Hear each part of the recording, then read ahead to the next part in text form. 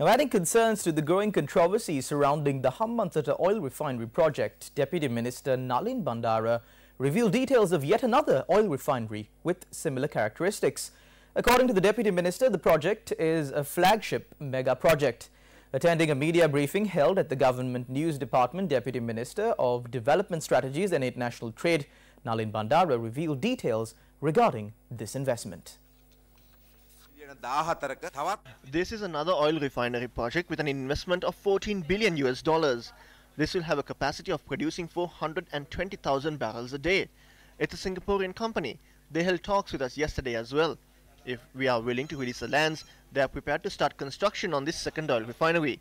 Those who are spiteful and envious of these projects are only ideologically bankrupt politicians. We will reply to them through action. I would like to remind you that the Daily Mirror reports that the oil refinery in question is to be constructed by a Singapore-based company named Sri Energy International. This is a mega project with a value of $14 billion. The Daily Mirror further says that $24 billion will be invested for the second phase of this project. Questions have been raised as to the capability of the investor, who is apparently spearheading a major investment of $14 billion with a further $24 billion to follow. Questions continue to be raised as to the investor's track record to undertake projects of this financial magnitude and the technical expertise necessary to implement this project, which may have far-reaching consequences for Sri Lanka's energy security. The parent company of Sri International is PT Sri Energy, linked to Indonesia. PT Sri Energy is owned by a Singapore-based company named Silver Forest. What is astounding is Sri Energy International is directly connected to Mossack Fonseca, the Panamanian law firm at the center of the Panama Papers scandal. Sri Energy International was registered in British Virgin Islands back in 2010, which is another place popular for facilitating money laundering and acting as a tax haven. What is even more surprising is the investor coming in for the Hambantota Project 1, named Silver Park International Pte Limited, while the latest investor's company is named Silver Forest. There appears to be a remarkable coincidence in the choice of name. Is Deputy Minister Nalin Bandara making these claims without proper knowledge of the underlying issue? When the Hambantota oil refinery project was inaugurated, Transparency International Sri Lanka believed the project may have a negative impact on Sri Lanka in terms of its vulnerability to money laundering and terrorism financing. In the meantime, it should be noted that Sri Lanka is a signatory to the UN Charter on Corruption.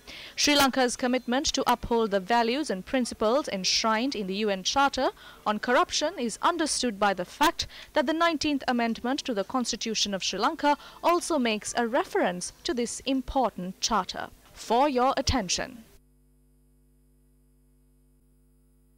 Meanwhile, let's take a look at the growth of per capita GDP of Sri Lanka and South Korea. In 1960, both Sri Lanka's and South Korea's per capita GDP stood 142.2 and 152.2 US dollars respectively.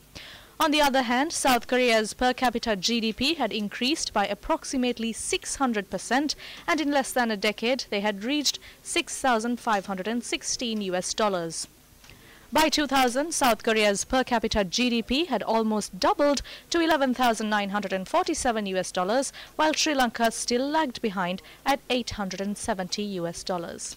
By 2017, Sri Lanka's per capita GDP stood at 4,065.2 US dollars, which was only 1/7 of South Korea's per capita GDP of 29,742 US dollars. Since the 1960s, South Korea's per capita GDP has increased by 187%, while Sri Lanka's per capita GDP has increased by only 27.46%. While South Korea has made significant strides in the socio-economic march, resulting in a system that is determined to uphold the rule of law and fight corruption, jailing in its process 4 heads of state, Sri Lanka struggles with endemic corruption and a faltering legal system. Today, this is where Sri Lanka stands. What made the difference?